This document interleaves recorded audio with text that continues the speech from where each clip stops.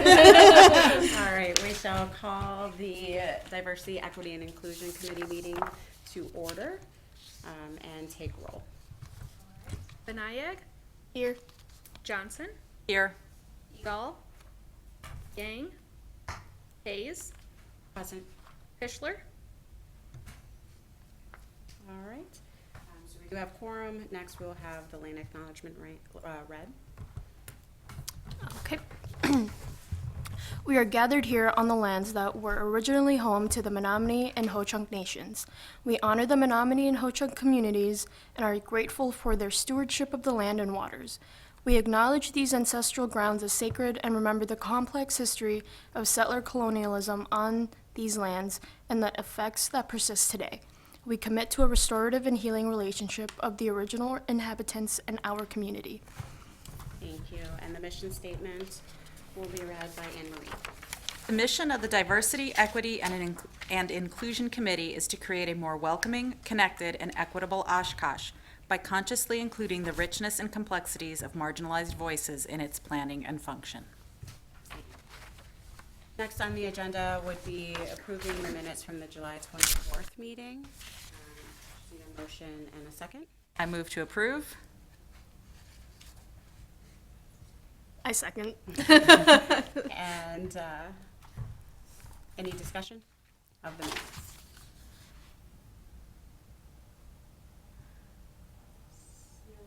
Okay. There being none, we can take a vote on the approval. Benayek, Aye. Johnson, Aye. Hayes, Aye. Minutes from the July 24th meeting. And as for citizen statements, No one is registered for citizen statements or public comment. so then we shall move to our presenter today, Denise Holz with the Day by Day Shelter. hello. Thank you so much for coming, Denise. We do appreciate it. I'm excited. Yeah, I'm excited to be here. So I'm excited to share, and we have a lot of obviously. So, you probably know that we. Oh, sorry. I was gonna say, what is your role at Day I'm by a Day? program director. Okay. I started Day by Day about 5 years ago. I started volunteering there when they opened, serving meals for Jazzercise. And I was like, I love it so much. Why don't I work here? So then I was working there on top of my normal HR operations assistant role. Excuse me. Oh, sorry. So I was working both jobs. So I was working my HR assistant operations role and then as a shelter advocate, and then transitioned to Day by Day like full time into the resource coordination role and to like where I am now. So it's been awesome. We are Oshkosh's only last resort shelter. We have opened up, this was our 12th winter being operational. In a sense, we were just on that temporary use permit with the Most Blessed Sacrament Church. So now we're entering in, this will be our first full-time season, obviously this year, since we opened May 15th in the new facility. So serving from October 15th through April 15th, it was just half the year, and then providing the summer outreach hours for day services in the off-season. So, but now being full-time, 50 beds, so it's huge. So that's quadrupled our capacity really from going full-time into the 50 beds. We still, like I said, are the only emergency shelter in Oshkosh, so we do take folks under the influence or those having like an active mental health crisis, as long as they can care for themselves, use the restroom, and just keep a safe environment. So that's where we're at right now. Oshkosh, you probably know, is a population of about 66,000 people, about 13,000 college students, and at any given time, there's about 300 people experiencing homelessness. Not necessarily on the streets or in shelter, but like couch surfing, that sort of thing, just with that housing insecurity. Evictions are on the rise, no doubt, and a main problem in finding housing is there's a real lack of affordable units, and it's a problem. There's about, for every 100 low-income folks looking for a unit, there's only about 30 available. So we're in a major deficit. About 22% of folks in Wisconsin report they have a mental illness. It's probably a lot higher. About 30% of those experiencing chronic homelessness have a mental illness, and about 50% have a co-occurring mental illness, as well as a substance use issue. So it's really eye-opening statistics there, and it shows really homelessness, it's not just homelessness is not a one issue, right? There's a lot that goes into it. What Day by Day is doing to like turn the curve, we do offer programs, obviously, our Gateways to Goal program, and now a 30, 60, 90-day plan. And whether folks are on the 30, 60, 90-day plan, we have 35 of those beds, or the 15 lottery beds, the programs are offered to everyone alike, but they're mandatory for the 30, 60, 90-day. So with the programming we offer, we're looking to, of course, end the cycle of homelessness. We provide supportive services for folks that have moved into their housing. So whether that's like a housing authority building or an apartment on their own, we'll make sure they know how to clean their unit, maintain it, build a good relationship with their landlord. A lot of folks that leave Day by Day really struggle with the social connectedness piece, right? You know, because the folks at Day by Day are all they've known for a while sometimes, so they really want to stay in that hub. But we try to get them to go to State Street Center, or put new appointments on their calendars, things to, you know, fill their time in a good, healthy way, medication reminders, things like that, so they can be successful. And some folks grasp it right away. Some folks do not grasp it, and they end up back at the shelter. You know, that's a thing, of course, as well. Some individuals were able to get them set up with supportive care plans. One gentleman, he was legally blind at Day by Day, finally got into housing authority. He's been in his unit about 2 years now. In the beginning, we went in there and we were helping him clean, showing him how to do it, but eventually really a care team was the right move for this gentleman.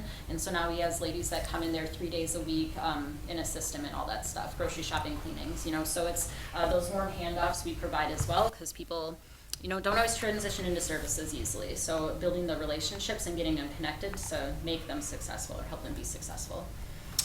We get a lot of folks under care plans, whether it's community care, Lakeland Care, and these folks really should never be homeless anyway. You know, they qualify for these programs, right? You know, so I think a lot of these care plans are having problems finding them housing and that sort of thing too, where we see a lot higher population in that regard. So we do have a social worker and a health and human service coordinator. Our health and human service coordinator came from Aurora and worked in a piece of the discharge planning from that aspect, so she's super knowledgeable about what these guests are like entitled to in their programs, right? They're paying a cost share, and sometimes they're not receiving any benefit. So she kind of re-engages that team, advocates for the services and level of care they should be receiving, so they can be successful in housing and not at the shelter. And we've been seeing a lot of successes off of folks that are under the 30, 60, 90-day plan and have these care teams, you know. A lot of folks are cognitively delayed under their care teams. One gentleman would think he was in Appleton. We're like, nope, you're in Oshkosh, you know, and if he wasn't under guaranteed that bed every night, we really don't know where he would wander around trying to seek shelter or other services. But being he was under that plan, we knew he'd be in for the bed every night. We knew we'd be able to touch base with him, remind him of his appointments, and really like wrap around all levels, you know, through Day by Day staff and his care team to get him where he needs to be. And now he is in housing, so it's an awesome piece of the puzzle. And we work with local agencies, so when individuals, they call us a lot, like, I'm about to be homeless, or I'm losing my housing, or I'm about to be homeless with my kids, where do I go? So we'll refer them to local agencies as well to try to prevent their experience of homelessness the best we can. So that's, we get a lot of folks that call with children, and that's really tough, because we don't provide those services. But our typical Gateways to Goal programming, we've been offering this probably about 4 years now. In the little picture on the bottom, kind of, it was in our old shelter, but just symbolizes, you know, the path and examples that folks can take on these paths to self-sufficiency. So under the under the Gateways to Goals, we assist folks with their basic needs: housing, health and wellness, employment, financial stability, sobriety, social connectedness, transportation, and education. And those things look different for every person, right? You know, some people want a house, some people just want a room in a rooming house, some people have major health goals, and some people don't have any. So they can guess whether they're on the 30, 60, 90 or just on a lottery bed, can sit down with a social worker or health and human service coordinator and tee those goals to the specific path, you know. So like, for instance, employment. Some folks have a resume and they just need a connection to a job service. Some people literally don't know what they want to do for a job, so you're starting at square one. What are your interests? You know, where have you worked before? You create the resume, help them build those soft skills maybe, get them set up like that, and that whole employment piece, walk them through the interview process, help them pick out their clothes. And some folks, they just need a piece of that puzzle, you know, so meeting them where they're at and guiding them to where they want to be, but in all those areas, right? Because overcoming your homelessness probably involves a lot of those pieces. But the new portion of Day by Day is our 30, 60, 90-day program. So out of those 50 beds, we have 35 beds reserved for folks, and it's a program they apply for. We always, well, it's relatively new, but since we've started it in June, have more applicants than the 35 beds. So there's always someone to take, like, that's interested in the programming. So in the first 30 days, and like I said, they're guaranteed their bed as long as they're hitting the programming markers, being safe in shelter and using the bed. So we'll have them apply for income-based housing, whether that's AdvoCap, Housing Authority, whatever is appropriate for them, right? Seeking shelter services, again, if appropriate, at Father Carr's, COTS, Christine Ann, so we can open up a bed for somebody who may need a low barrier bed, right? You know, Father Carr's takes a different set of individuals than Day by Day takes. So if they're appropriate to go there, we'd like to have them there. We help them get their ID documents, ID, Social Security card, birth certificate, have them get enrolled with state insurance and food share. They sit down with our health and human service coordinator, have their medical needs, dental, vision assessed, AODA, mental health, things like that.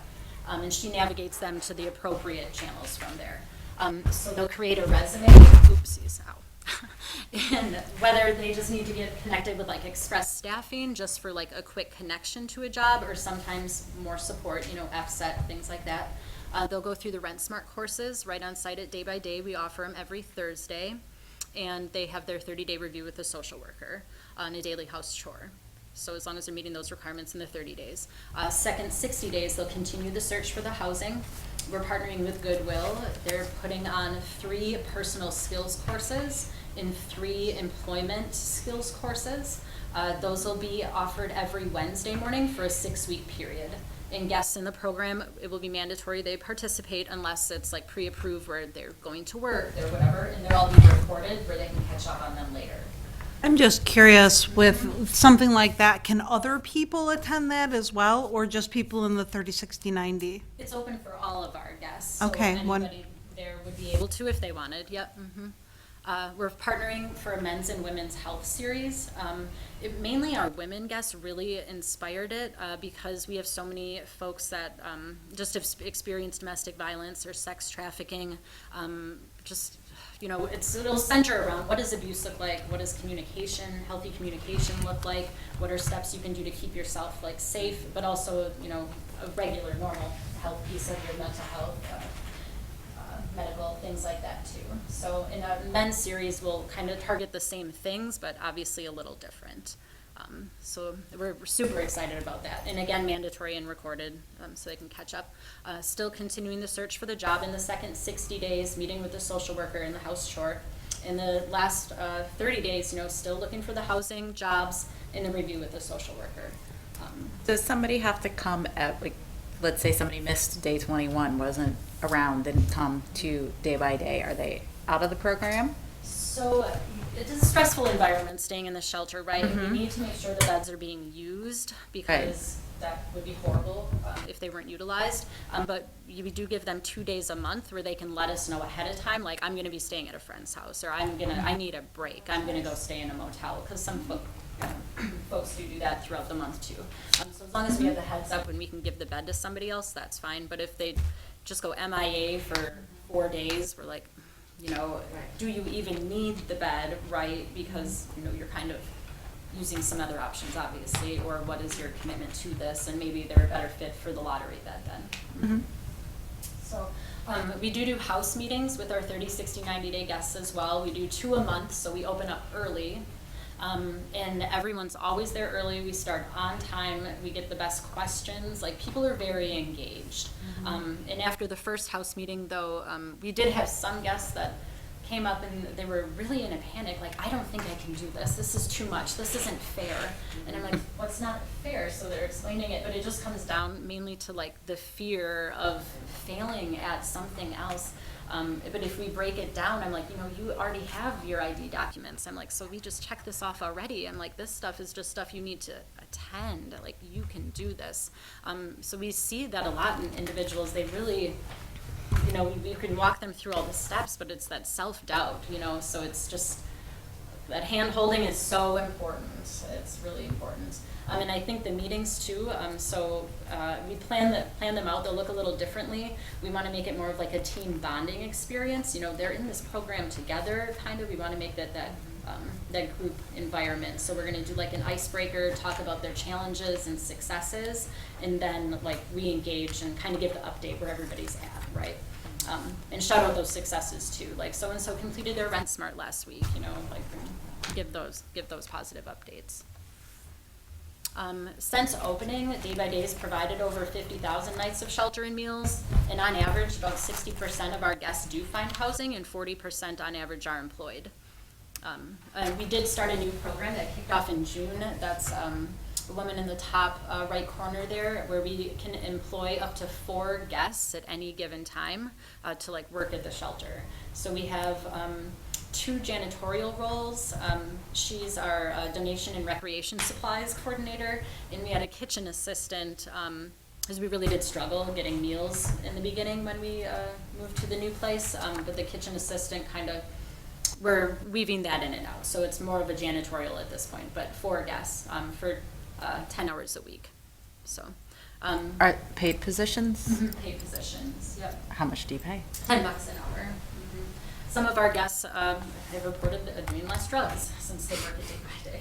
You know, and that's amazing, right? You know, that's success in itself. You know, that you can't broadcast that everywhere because people, whatever, but it's successful for us. Yes. That he's doing something productive. Yeah, gives just a real sense of purpose. One gentleman that we newly hired takes his job so seriously that I was worried he may actually like quit if we did not get a janitorial supplies cart. But he's just so passionate about it. And he's like, I need these tools to do my job like the best I can. He's like, I want, you know, these XL gloves, and can we get this window cleaner? And I'm like, your enthusiasm is amazing. And yes, and this is all stuff that we need anyway, but you know, you just don't know you need it because you moved to a new place. And we're like, why don't we have a janitorial cart? Why don't we do this? But they love it, and it's awesome. And we always have more guests too, like, when are you guys hiring again? Or do you need anybody right now? So it's in the dynamic that it creates.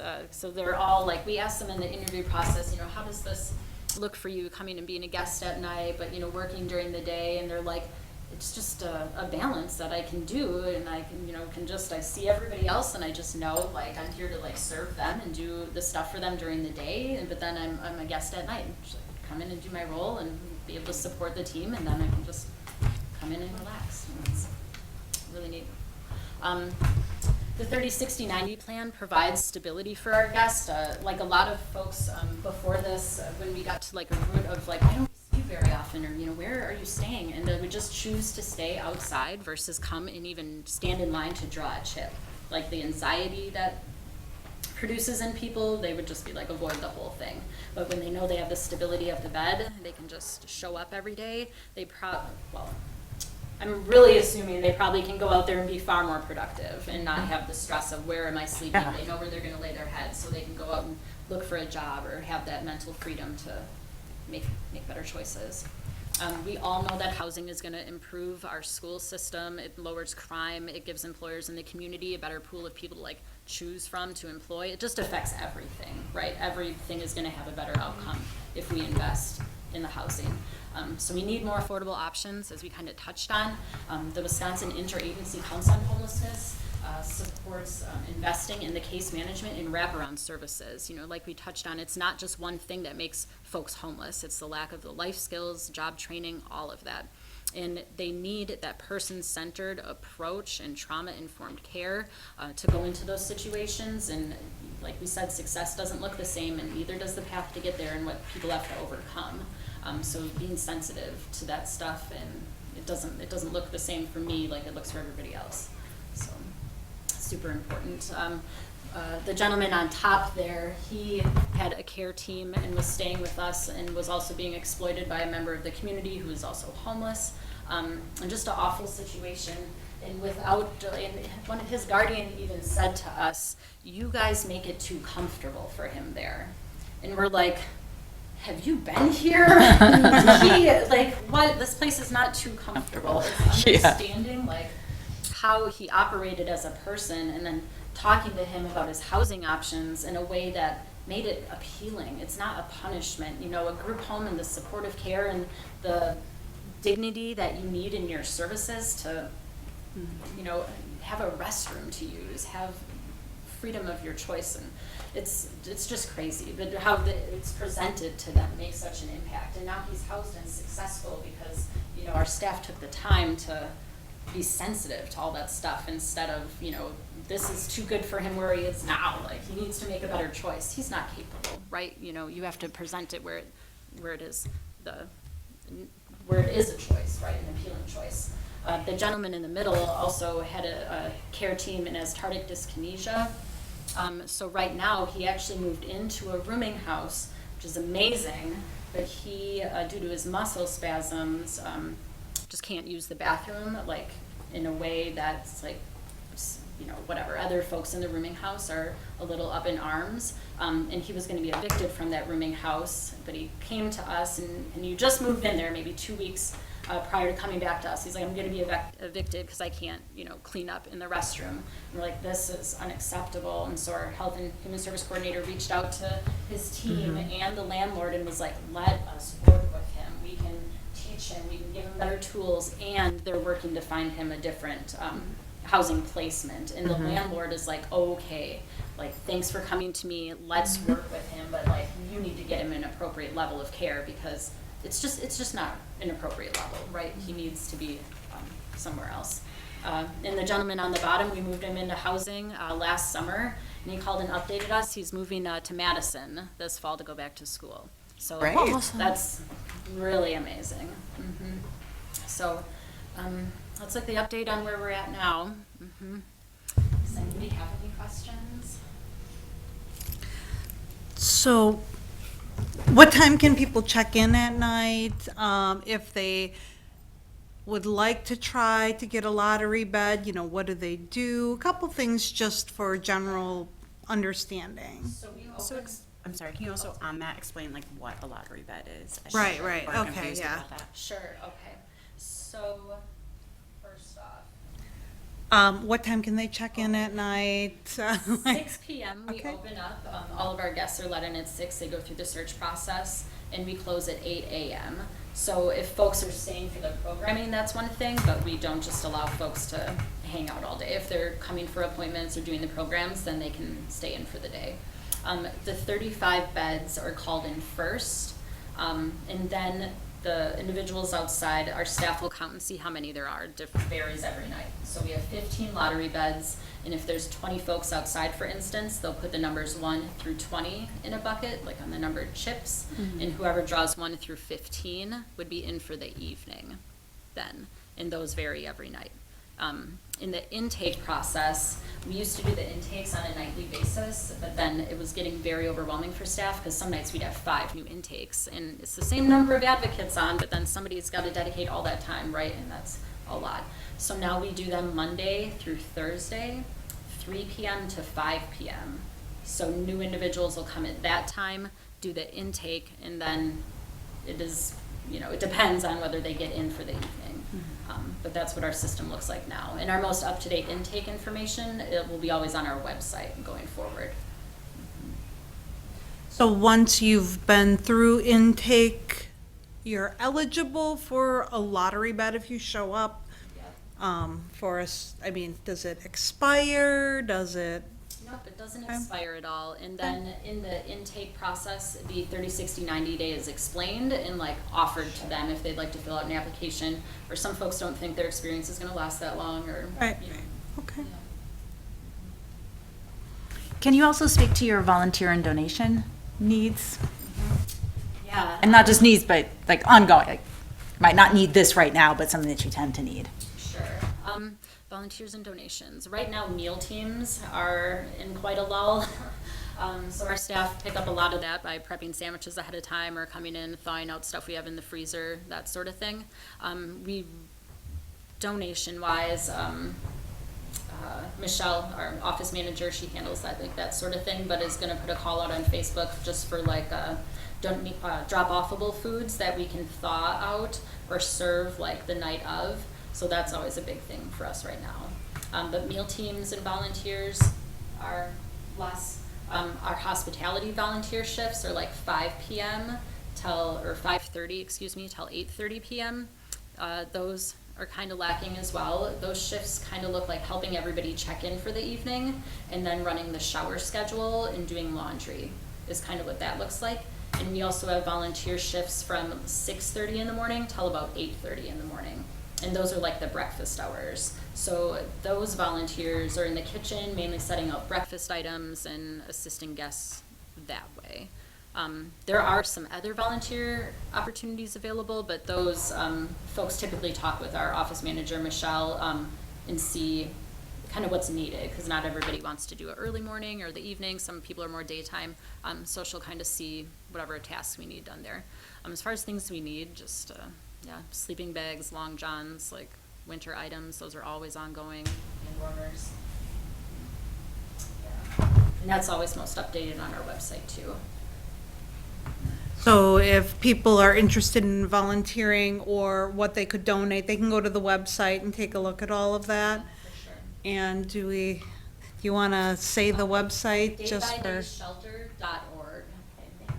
And they're also on Facebook. I follow you on Facebook, which is why I know, and they'll post needs on there. Right. Are there any programs that are in the works that are not yet set up for Day by Day? Do you foresee the need for programs that are not yet offered but will be or may possibly be offered? Definitely always open. So I think a big piece of what we were missing in the old shelter was just like the space, right, to like offer Right. these sort of things. So now I think like partnering with Goodwill and the Men's and Women Health Series is like stuff we wanted to do, but now we have more structure, right? Okay. And it's kind of nice, like capturing, maybe the wrong word, but whatever, you know, you have the people under the 30, 60, 90-day plan that are like, you know, you have to take advantage of this now to keep the bed, right? And whereas before, folks are like, you know, we're offering this, but, you know, priorities or for whatever reason, they're just not grasping the straws. So I think once we get a lot more of these things rolling, people will recognize and get excited about it and take advantage more. But anything really, like, I'm always turning people around that are just like, you know, I'm involved at this local church, but I'm thinking about how I could want to get involved at Day by Day, whether it's maybe like AA groups, things like that come in. So really, if anybody has any ideas of supportive services they want to offer, like, we'd love to have anybody in. Perfect. And I think the 30, 60, 90, I don't know if a lot of people have heard of your new program. I have to say I've learned a lot about that. That's great that it's not just a bed if you want more and you're willing to get the help that's offered. So I think that's wonderful. I think some folks were a little confused thinking that we offered like less beds, that or it meant less opportunity for like a bed, but it's the same 50 beds either way, right? You know, 50 beds is 50 beds, but it's just these folks are committed to their success, hopefully, you know, their stability. Do you see people often finding housing before the 90 days is up, or? Since we started it in June, we only have 13 of the original 35 left. So at least 10 people went on to housing. The rest filtered themselves out, you know, chose other places to stay or behavior-wise, whatever the case may be. But only 13 of the original ones are left. So it'll be really interesting to see and track more closely, like how many, you know, was it a result of the program or, you know, the stability that it offered? You know, what's all this look like? How's it play out? What happens after 90 days?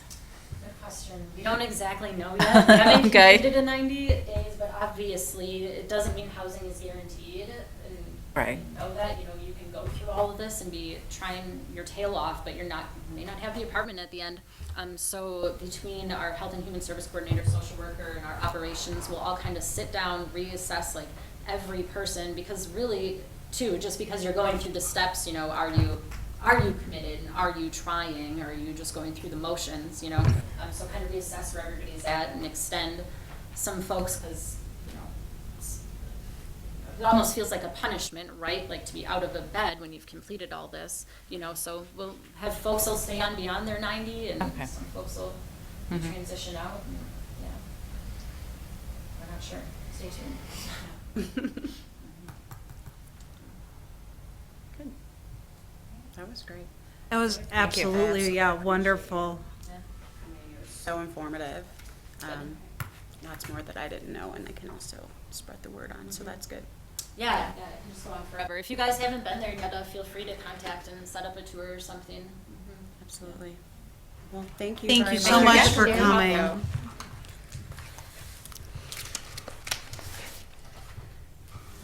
Next on the agenda would be the DEI plan development. With the idea that we would be able to discuss and vote on prioritizing actions. Somewhere, was it in the minutes, it said we would, yes, the minutes said we would prioritize one at a time. Did you, oh, the list? Yeah, we got. Yeah, I gave, Oh, you just didn't get one. I think I gave you one. Oh, well, anyway, I got it. And what we said last time around, we don't need anything to open the, we can just talk, right? This isn't a vote to open the Correct. discussion. Right, right. This is Discussion, no first motions. discussion, yes, Okay. first discussion. What we said last time, Juliana, was the community engagement partner with local organizations to co-host DEI-related events is being taken care of, at least at the moment, with the New Dragon Boat Festival, which I'll be talking about a little bit later. So we didn't have to necessarily choose that one. And engaging other local organizations to share at meetings, we will simply be doing. As you see, we had one. She's got the next 2 meetings. Me too. So, So what we had suggested with that section is that we would all be able to come up with like a list of possible presenters and then see how they can fit on a 12-month calendar, like one a month. oh, and another one I thought of while she was talking was the ADRC on the list, Aging and Disabilities Resource Center. They work with both old, obviously old people and the disabled, but, I don't know if it Aging, was they on the work with list of. aging. yeah, it's like, And that's fine. Yeah. Yeah, I think that We've many made- of the we have- organizations that were mentioned during the presentation were Yeah. extremely helpful. Like as Ms. Holmes was speaking, I just started writing them down because there's just so many organizations that are here locally that also work with other organizations that could really continue like providing us with a list of possible presenters. So Right. I think that's great. But yeah, that was an ADRC and like the senior center and some of our like Senior Center is gorgeous, by the way. I had to go to a meeting with Kathy Snell, who has a temporary office there. And I was just really surprised by how great it looks. Like, I want to go hang out there, except I work still, so I can't go hang out there. But they have things that you can attend. Yeah, but mostly it's during the workday. Yeah. And some things on the weekends. Okay. Yeah. Sorry. Okay. Moving on. Okay. No, I think, I mean, as we're talking So- about, you know, what do we want to prioritize, I think part of that discussion is, you know, getting organizations in because, I mean, I learned so much about the Day by Day shelter and their new programming that I think a lot of people don't know.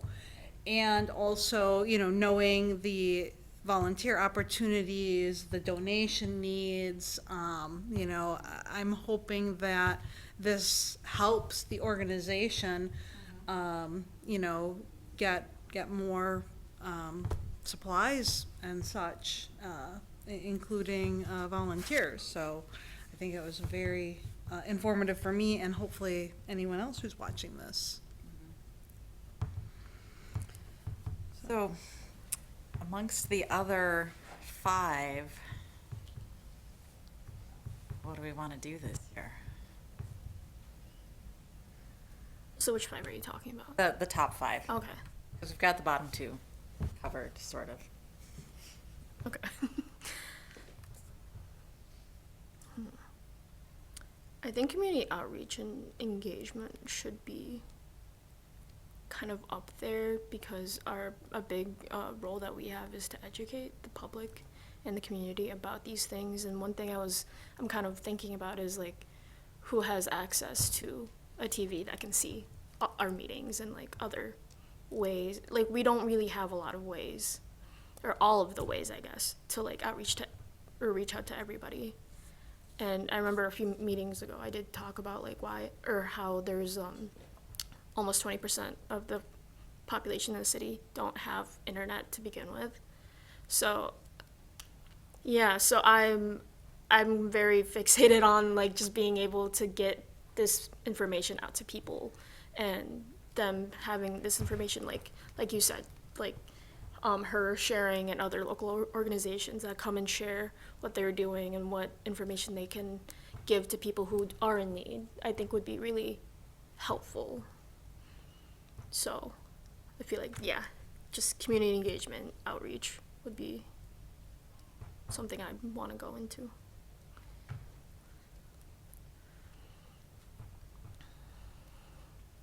Sorry, I'm looking at my. No, don't I'm looking at apologize. last month's, and I'm like, why did I have stars next to these, and where are my notes on it? Oh. Because I wrote notes on it about it. I remember, and I'm trying to think of why I did that. So, I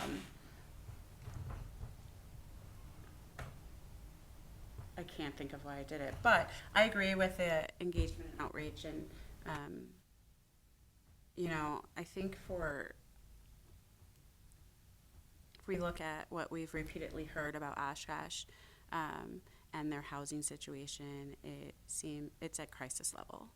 And so that's, for me, if I think personally on where efforts should be focused, it's there.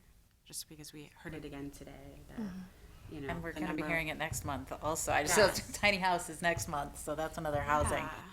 And it just, initiative. we're at crisis level, and so that's why, you know, I focus on that a lot more. And it's very difficult to kind of like parse out, you know, the community barriers because they can all be so interconnected.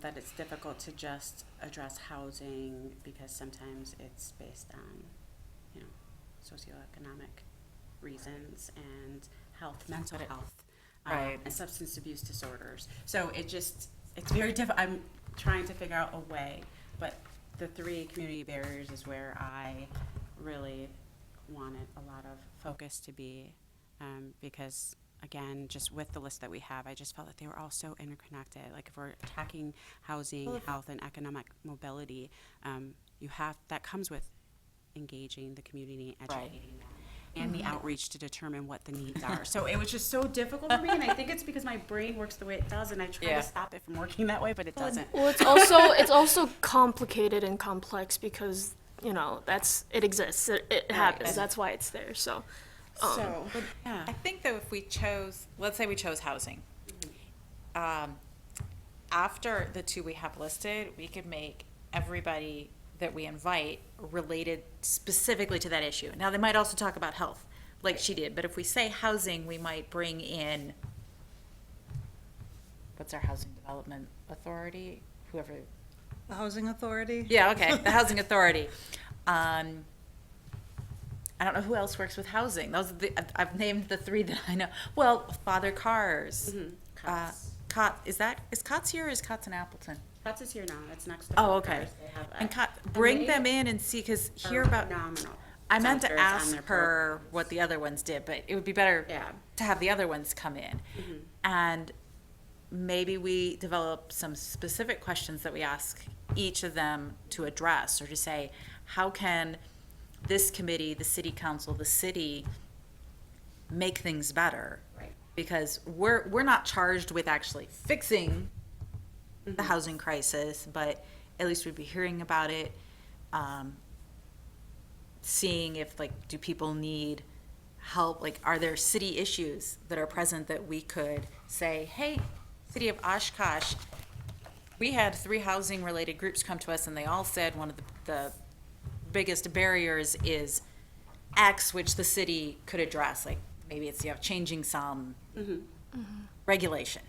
It's probably not going to be that easy, but that's the sort of thing that we would hope for. And then we would be able to do something.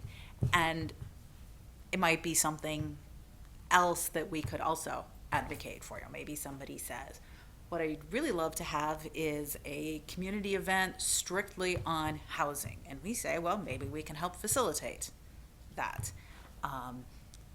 And so whether it's housing, health, or economic mobility, it would give us that guiding view to bring people in and to ask specific questions. So with these action items, are we going to be prioritizing them with like what we do in the future? So like what kinds of events we put on?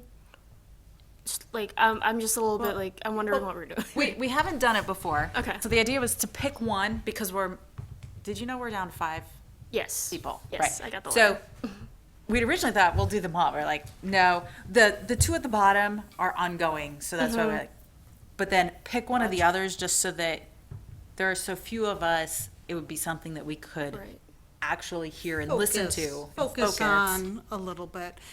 And knowing that then, okay, we looked at housing for 2023, 2024, not that we check it off, but then the following year, we choose one of the other ones to focus on. And it's listening, it's coming up with something to do.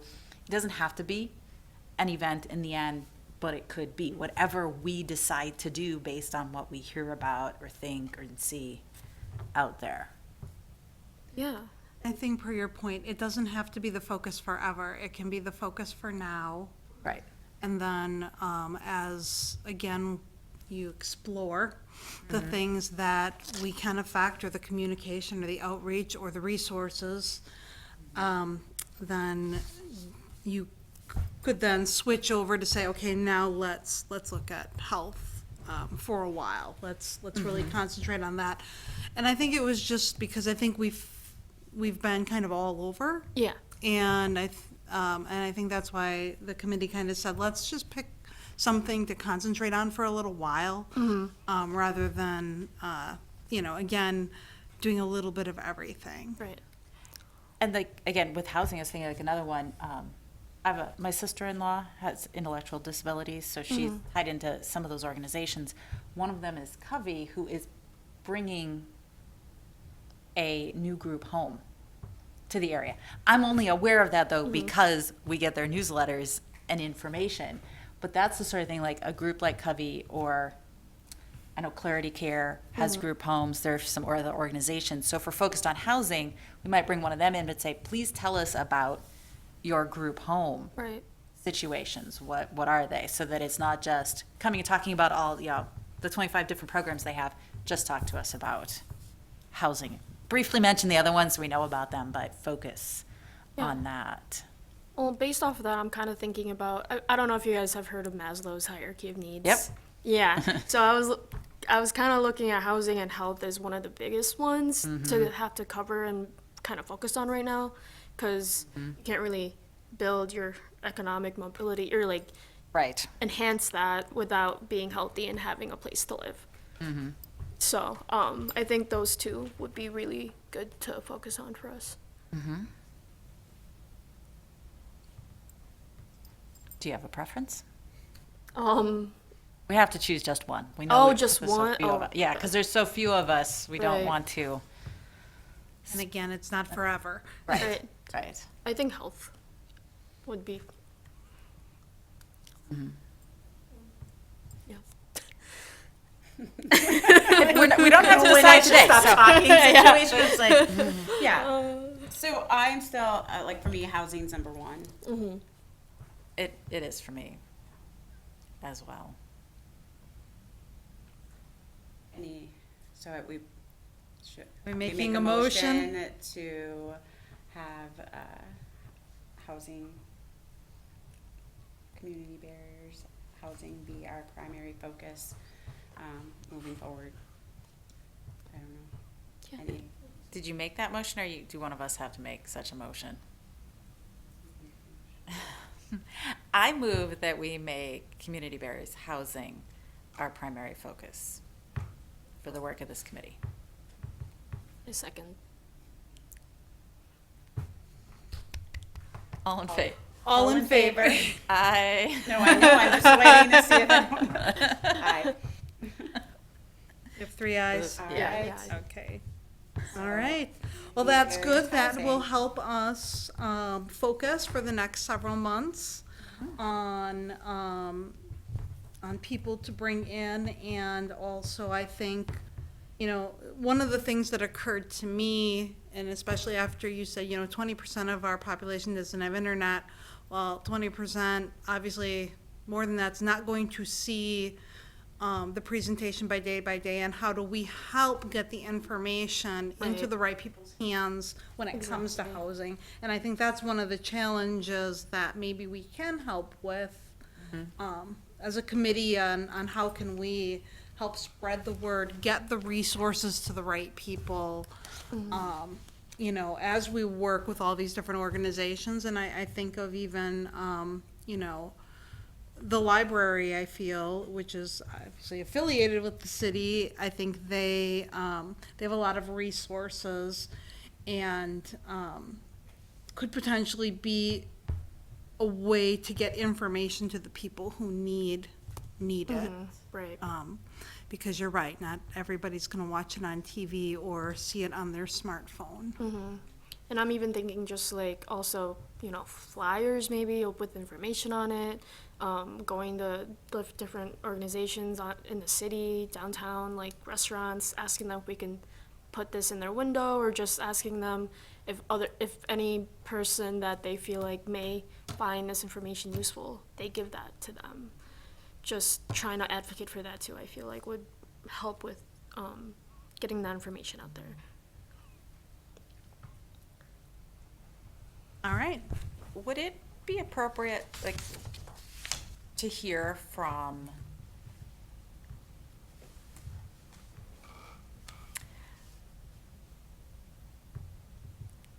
I don't know, I don't want to say landlords because that's a male-dominated term, but I don't know another word to encompass people who own houses and rent them out. Or do we only hear from nonprofit sort of things? We did hear from Fat Mama's Barbecue, so I think it would be okay. Because I think that getting that perspective as well is like, why don't we have low-income housing? We always hear that things like, you hear that people don't want to rent to people with Section 8 vouchers. What are the issues from that side as well would be important to hear? Well, I just, like, from my own personal perspective, I think a lot of it has to do with the rising cost of living in general in the country and around the world. And there's a lot of stuff that's been happening that's going to cause that to go up even more. Like the climate crisis with the Panama Canal and, like, a lot of ships not being able to come in. So they're projecting that to go up. So I feel like a lot of not landlords, but, like, people who own properties that rent out to other people, lease, whatever, they want to secure people who can accommodate their needs as well with this inflation happening. Right. So, I mean, I don't want to just completely cut them out of, like, us hearing from them and whatnot, but I feel like we can kind of get a gist of what they're thinking in their head. Yeah, but I was I think thinking, if there are owners of rental properties that are willing to rent to certain applicants that are not necessarily going to be accepted by many other rental property owners here, that it's worth having them discuss it. I also think that, like, on my, on the list, as we were listening to the Day by Day shelter, the Rent Smart program, I think is also going to, hopefully, at least when I worked in Appleton, their Rent Smart program partnered with rental property owners that were willing to rent to people who would otherwise not be rented to after they completed that program. So they had a pool of properties that were like, okay, you have an eviction or you've had certain things that are, on your record, but because you finished this program, we're willing to rent to you. And this is the length of the lease we're willing to give. Like, it may not be the traditional, sometimes it may be, the 6 months, like, you're coming in January, at least I may have, something bad goes on, I may have it, I can get my property by June, kind of thing. So they were willing to work with people that wouldn't necessarily have that. So I think I don't know if the Rent Smart program here in Oshkosh works the same as the one in Appleton, but that's how Appleton worked, and I know that Oshkosh was intending to have the same program. It just wasn't, Appleton's had been running for quite a while. That will give us hopefully some information onto those that are willing to rent and what things, how they weigh certain things that may prevent you, maybe barriers to housing, when it comes to others. So, I definitely don't want to exclude that. I think, the basics of what we're feeling and the economy and things, I don't need someone to come in and talk about that, I agree.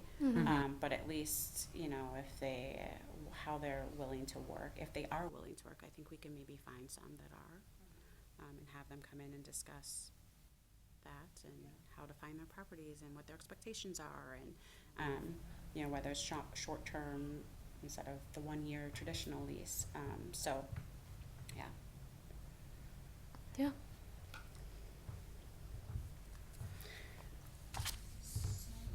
All right, so first of all, I hear a long list of people we can have come in and talk to us about housing issues and potentially, again, resources available to people, as well as maybe some insights on what could be done to further reduce those housing barriers. So we will continue to line up these people to come talk to us.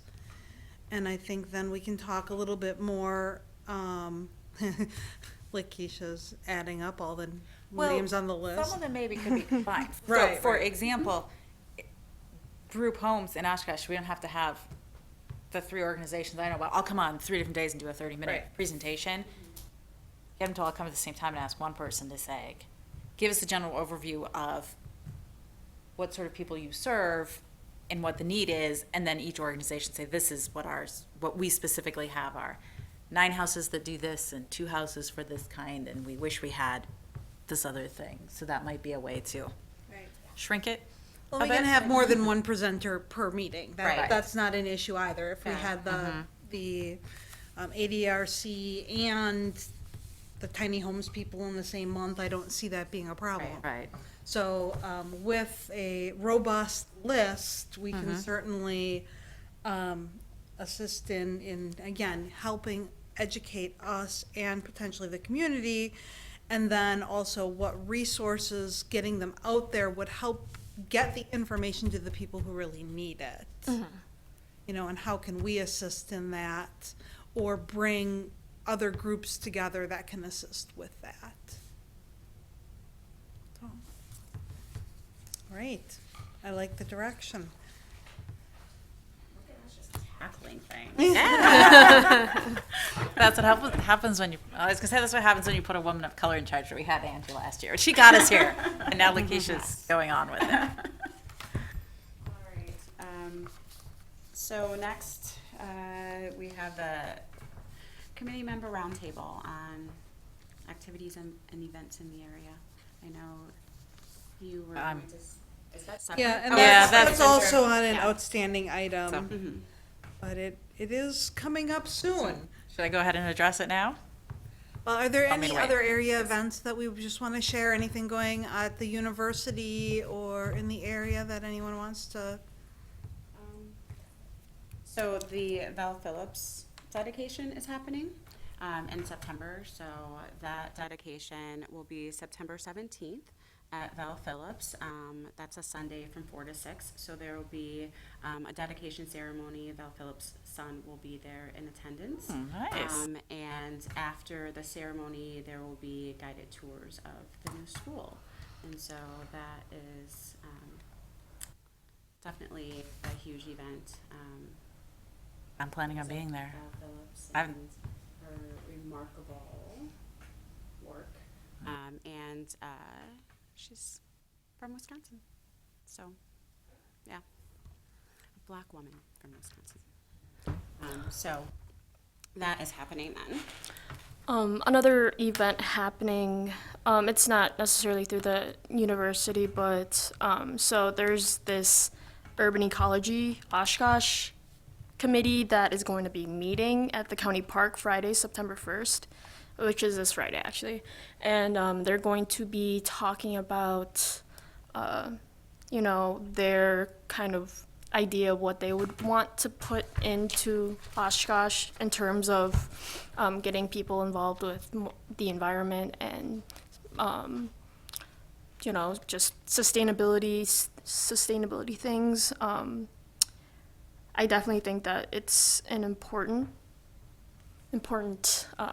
organization that is on the rise, and definitely should be, what's the word, utilized, I guess, acknowledged. So yeah, that will be happening at the county park this Friday at 9. And I know it was mentioned, I believe it was mentioned at our last meeting, however, I don't recall, but there's also, this weekend is the Hmong National Labor Day festivities. So that will be Saturday and Sunday of this weekend at the county park. So that's also something to attend with another Labor Day festivity on Sunday at South Park. So there's that. There are no other activities to share. We will then move on to the outstanding agenda items. The first being the Northeast Wisconsin Dragon Boat Dragon Boat Festival. So the Drag Boat Festival will be September 16th at Leach Amphitheater in Riverside Park. As a reminder, part of and why the city and this DEI council is co-hosting it, the festival aims to welcome newcomers to the region by promoting community-wide social connectedness and belonging and boosting local economies through a conscious curation of multi-ethnic food fare, cultural arts and performances, other activities, a global market, and an affinity fair.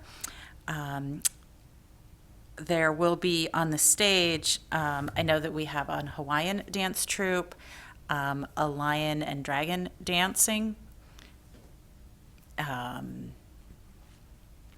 a martial arts demo. I don't remember which martial art it is. I should know, but I can't. And a number, there's an Indian dance, probably a couple others, and then a good number of Chinese performances as well. And that's all, of course, in addition to all of the dragon boats that will be racing throughout the day. One of the biggest things that we need right now are people to sign up to volunteer, and I strongly encourage our committee members and city people to volunteer with it, and you can find it at newdragonboat.com. There's one of the pages on the site is for volunteers, and Volunteer Oshkosh, which is operated by United Way, is hosting our volunteer platform.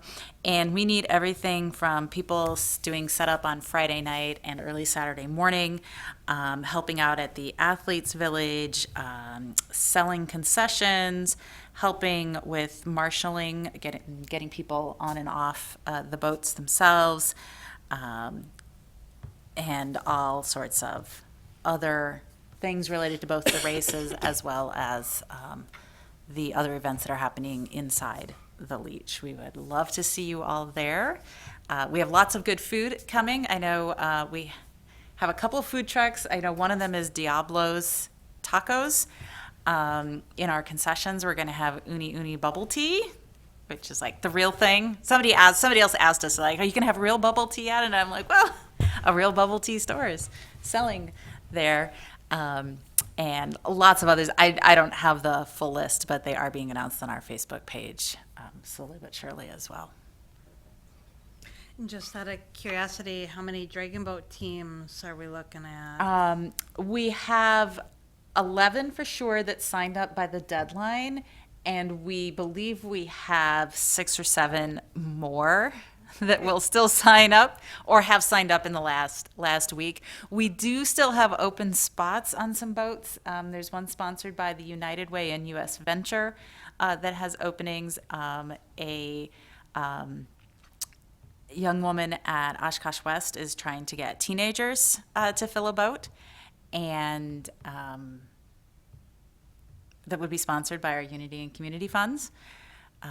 We also are trying to fill a boat with veterans and spouses, partners, family, and friends as well. So anybody who's interested in racing, please contact me or go to the website and fill out the contact us form, and we'll let you know. We don't guarantee spots, but we know there are people looking for boats to fill. Great. All right. And then future agenda, or future items on the council agenda, the only future item that was on the last agenda is there is a budget workshop tomorrow night for anyone interested in watching that. And that's all that we had on future agenda items on the last council. Okay. And then, of course, future agenda items, which we did mention. We've got a couple presenters scheduled so far, and we can definitely supplement that. Okay, sounds good. And, all right, so, I'm sorry, did you just do the future agenda? Yeah, I kinda did. Okay. Sorry. All right. I didn't know if you She wanted didn't to like list them. mention them by name or if you just wanted to. Okay. And we alluded to them several times, I think, Right. but. So, future agenda items, we have the Oshkosh Kids Foundation for the Tiny House Village. The presenter will be Julie Dumpke. So that will be the presenter on September 25th.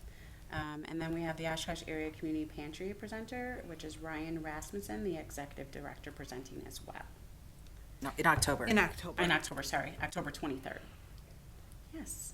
So, with that, I will take a motion to adjourn and a second. A second. You need to Oh. move. Oh, I'm I letting moved. you do the motion. Wait, I did the other ones. hold Just say on. so moved. So move. Oh, wait. Second. Juliana, you've so moved. All in Okay, favor? great. Aye. Aye. We got it. I didn't want to be the one to vote.